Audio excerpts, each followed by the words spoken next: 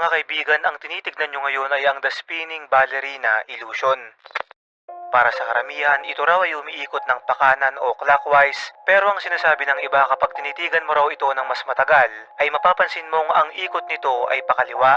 Ang ilusyon na to ay nagawa noong 2003 ng Japanese web designer na si Nobuyuki Kayahara at nagsimulang mag-viral sa internet noong 2007 dahil nga sa magkaibang pagtingin ng mga tao sa larawang ito. Ayon sa ilan, kapag nakikita mo itong umiikot ng pakanan, ay mas gumagana raw ang kanang bahagi ng iyong utak. Ibig sabihin, ikaw ay creative at may mataas na emotional intelligence. Kapag ito ay nakikita mo namang umiikot ng pakaliwa, mas gumagana raw ang kaliwang bahagi ng iyong utak na ang ibig sabihin naman, ikaw ay loyal at mas organisado. Kaya lang ang paliwanag na to ay hindi sinang-ayunan ng siyensya, kaya naman hanggang ngayon ay isang hiwaga pa rin sa ating lahat ang bagay na to. Ikaw kaibigan, pakaliwa o pakanan ba ang ikot na iyong nakikita?